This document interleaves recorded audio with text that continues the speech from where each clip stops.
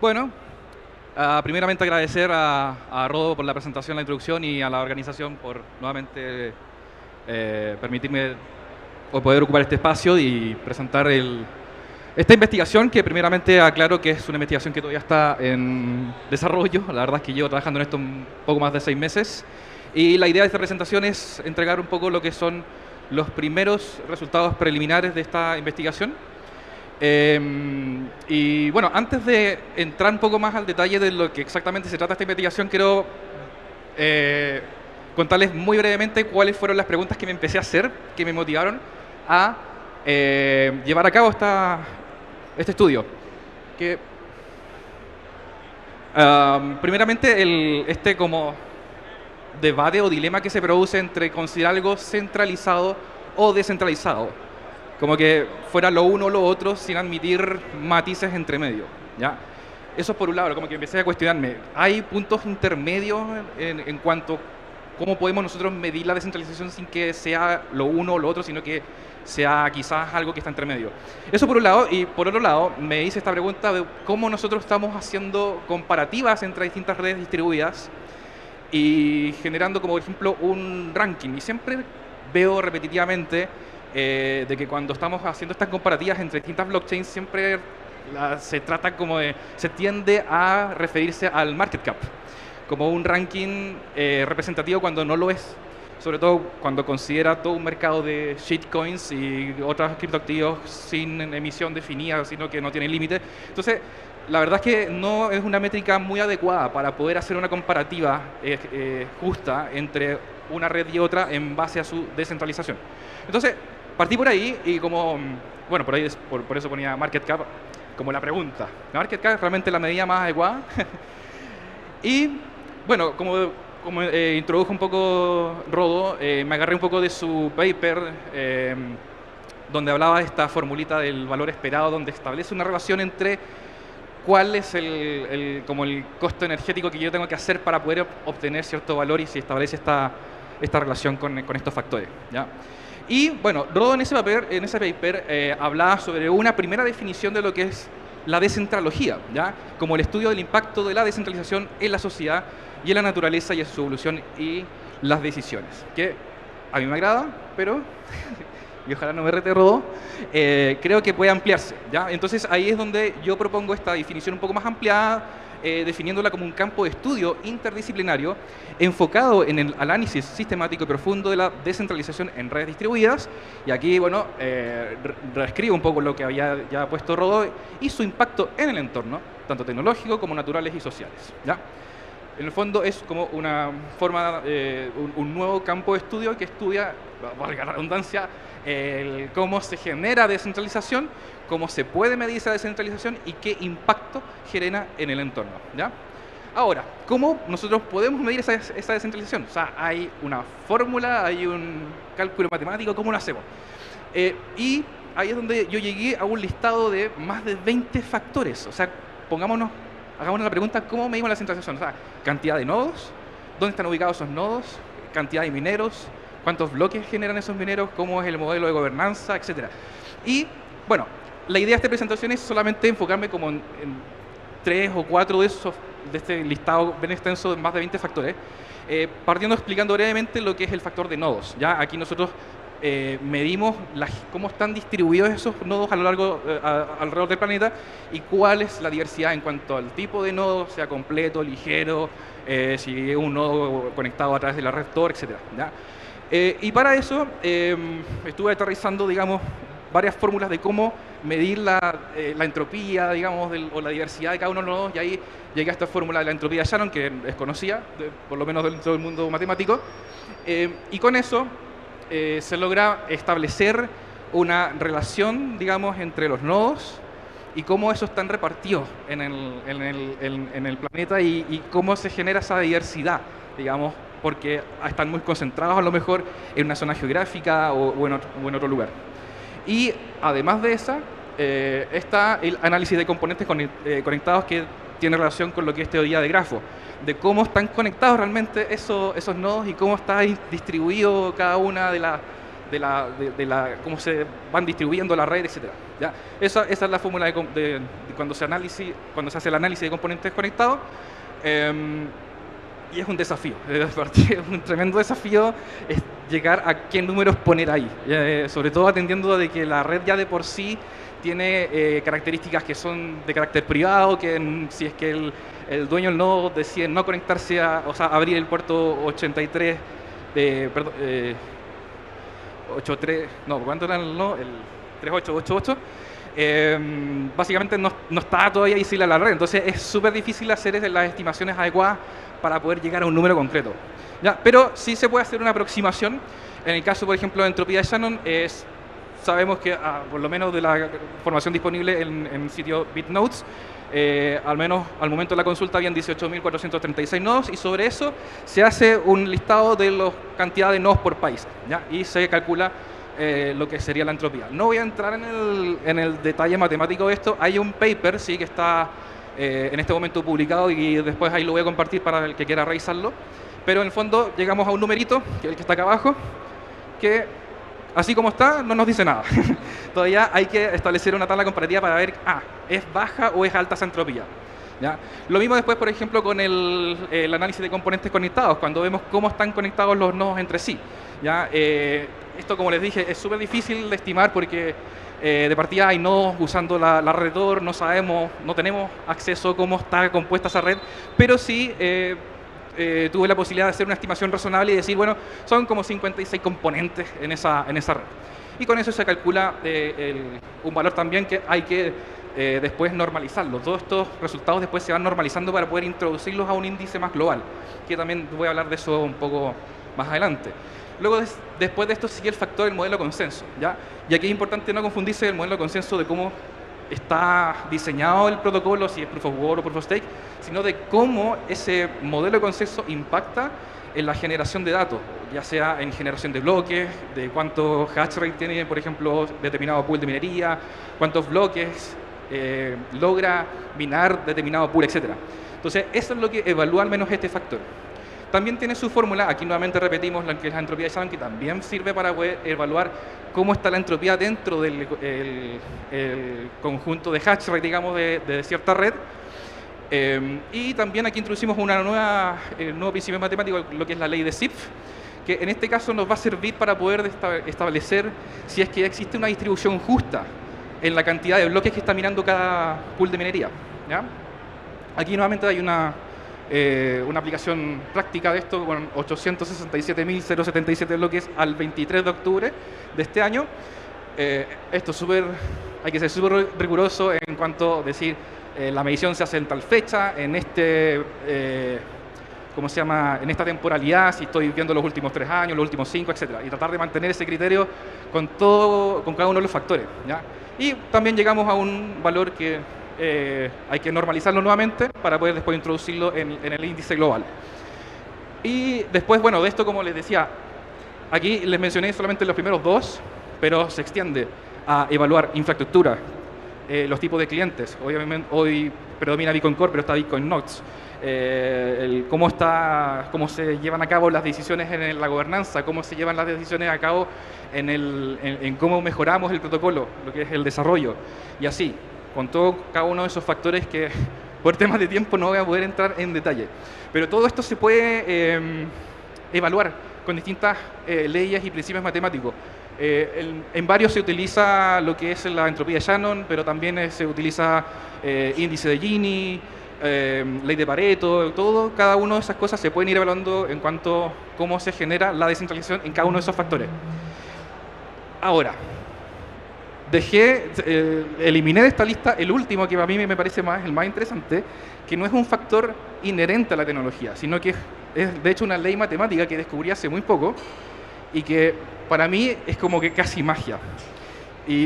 Porque es de este tipo de números como mágicos que no sabemos por qué existen y están ahí, están presentes en todas partes, como por ejemplo, por darles un ejemplo, el número phi, que habla de la proporción Aura. Sabemos, por ejemplo, que la cantidad de abejas hembras dividido por la cantidad de abejas machos da 1,618, que es el número phi, la proporción áurea. Lo mismo, por ejemplo, con los ríos. Sabemos que la longitud de un río dividido por la distancia entre el origen y la desembocadura también nos da phi. Y así lo mismo, por ejemplo, con la serie Fibonacci, etc. Entonces, ese tipo de números no tienen una explicación realmente lógica de por qué existen y por qué se repiten en la naturaleza. Ahora, si pudiéramos aplicar el número phi a las redes distribuidas estaría genial. Yo ahí lo dejo como tarea si es que alguien tiene la imaginación de cómo encontrar ese número. Pero, como les digo, me encontré sí con otra ley, que es la ley de Benford. ¿Ya? No sé si alguno la conoce, pero es otra de estos números o principios matemáticos que no tienen explicación de por qué ocurre.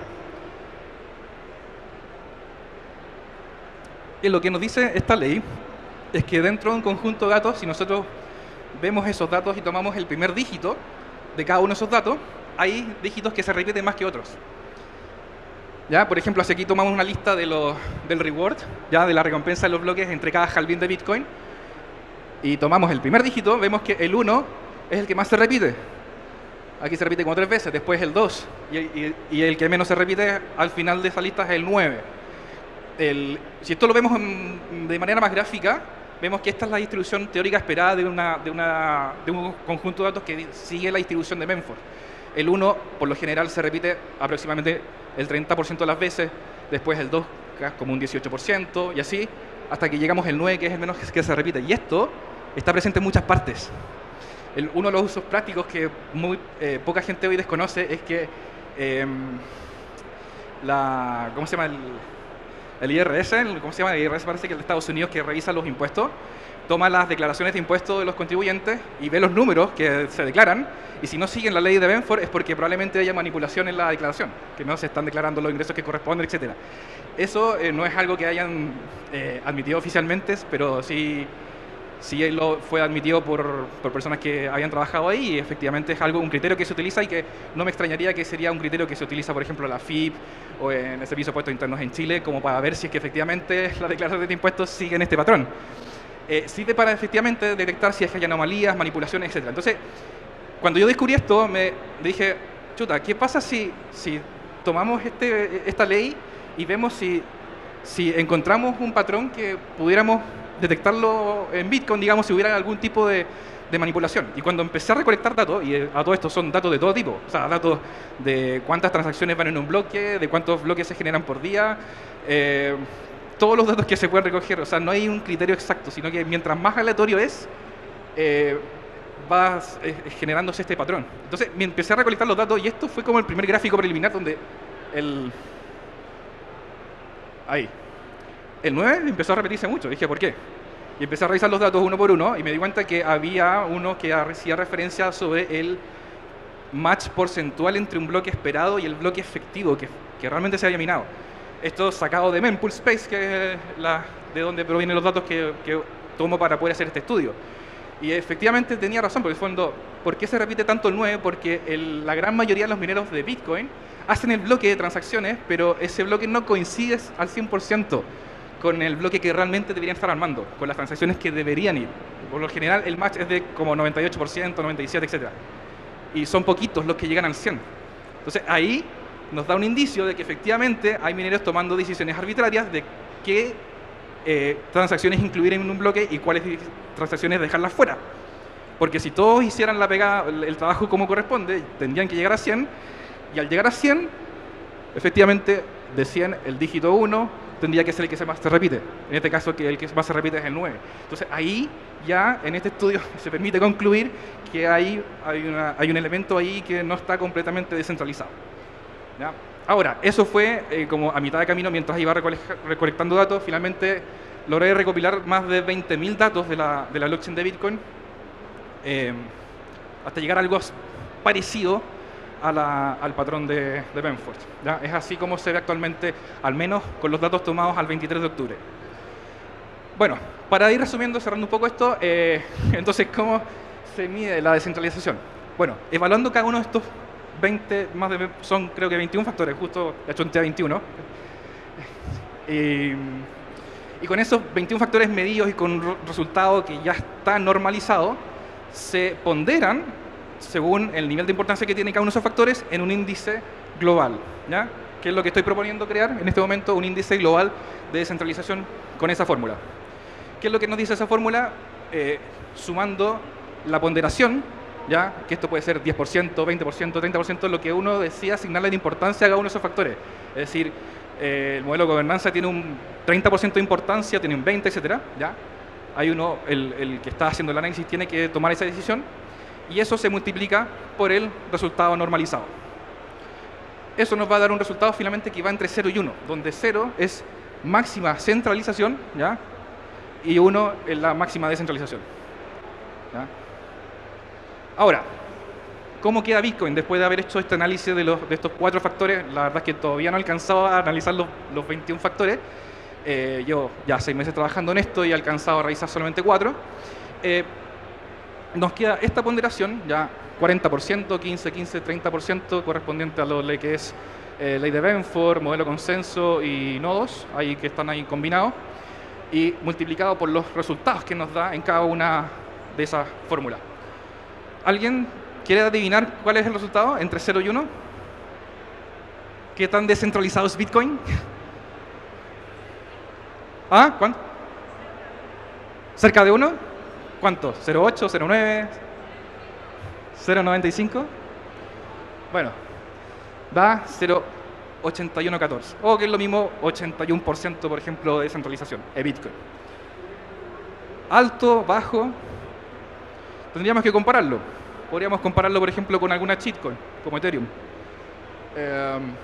¿Cuánto nos da Ethereum? También te dice la evaluación, las mismas ponderaciones, 75,05.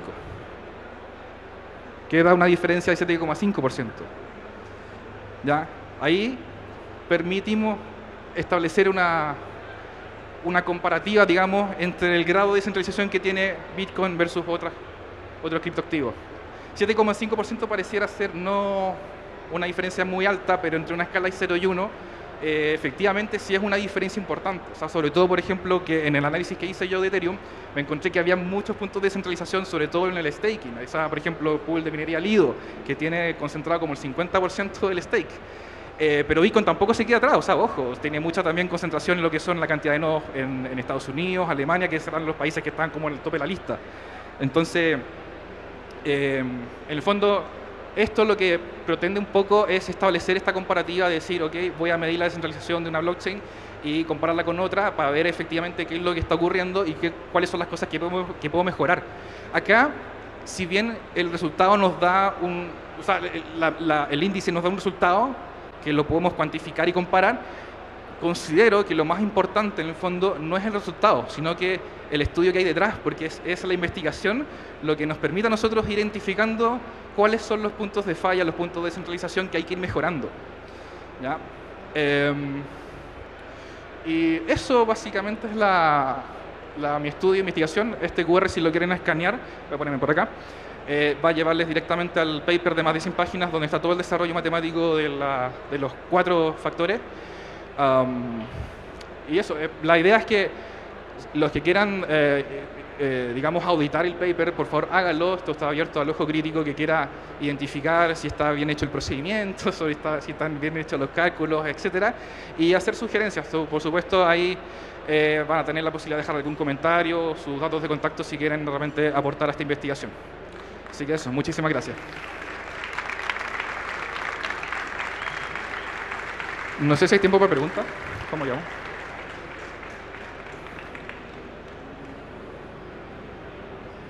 ¿Preguntas? ¿No? ¿Sí?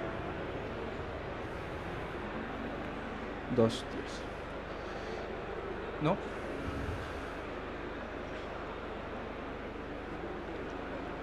¿Hay una pregunta por allá? ¿Yerko?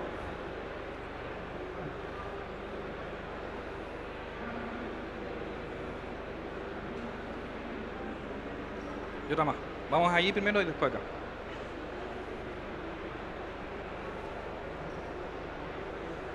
Hola, buenas tardes. Mi nombre es Jerko Pitts, científico de ingeniería inversa, y quiero felicitar a Miguel Clagues por su investigación de varios meses que ha llegado a una conclusión que se acerca a un resultado satisfactorio. No está completo, pero va por buen camino. Lo que quiero agregar además, y para todo el público que vio tantos números y dijo, ¿qué es esto?, se los voy a contar con un ejemplo muy cotidiano. Cuando uno está enfermo, en el hospital miden lo que uno tiene en sus variables físicas, como la temperatura, la presión, la capacidad pulmonar, entre otras variables. Y con eso determinan qué tan vivo estamos o qué tanta posibilidad de morir tenemos. En este caso, a Bitcoin se le hizo un análisis similar. Y la conclusión es que Bitcoin es un organismo vivo. Por estar descentralizado, corresponde a su función dentro de un ecosistema que es cibernético, y podemos decir que al no tener dueño, pero sí tener autonomía, corresponde a un organismo vivo. De esta misma manera, si este paper empieza a evolucionar más en la investigación, llegaremos a concebir una manera de identificar vida, de vida no humana.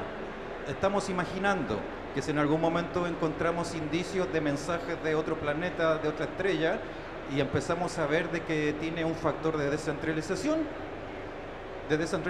y vemos que se cumplen estas métricas, veremos que sí hay un organismo que tiene autonomía, está vivo y tiene una manera de vivir a su propia manera. Muchas gracias. Ok, gracias por los comentarios. Había otra pregunta acá y creo que alcanzamos, es la última. Estamos en la hora. Gracias. ¿Aquí? ¿Quería hacer una pregunta? Bueno, no, me interesa mucho esto. He pensado un tema parecido, entonces quería consultarle dos preguntitas. Uno, ¿de dónde vinieron los weights, los pesos para los distintos factores? Si es algo subjetivo, ¿cómo eligió la importancia de cuál? Y bueno, quizás más técnico, quizás podemos hablar después. ¿Cómo elige entre un métrico entropía, métrico Gini, para cuál factor, como el pensamiento ahí? Sí, buena pregunta. La ponderación de los factores es algo completamente subjetivo, es una propuesta en realidad, como es un estudio que todavía está en desarrollo, se aceptan contrapropuestas de decir, oye, a lo mejor la modelo de consenso no es 20%, sino que a lo mejor es un 15 o 10 o a lo mejor 40, no sé. Está abierto a propuestas y eso es lo lindo que a lo mejor tiene este estudio, de que incluso se puede centralizar, o sea, en el fondo yo lo inicié, pero por eso dejo abierto la propuesta a que se sumen y que a lo mejor propongan a lo mejor otra ponderación distinta. No está algo cerrado. Por supuesto, hay algo completamente personal de asignarle una ponderación a cada uno de los factores. Y la otra pregunta se me fuera. Sí, pero claro, hacer como unos planos un poco más de ser. Ah, sí. Bueno, básicamente requiere una investigación profunda de cuáles son cada una de las leyes existentes o principios matemáticos y ver cuál es el que más se ajusta para poder evaluar lo que uno quiere evaluar. O sea, en el fondo, si quiero medir la distribución o la entropía, tengo que ver cuál es la fórmula que más se ajusta para poder medir eso. Entonces, ahí, por supuesto, hay un criterio de selección de decir, ok, voy a usar esto y esto es como el estándar de medida. Pero nuevamente, acá, si es que existiera, por ejemplo, otra fórmula, propónganme, no, mira, a lo mejor te conviene esta va a evaluar mejor de estos otros detalles que a lo mejor quedaron fuera, etcétera. Así que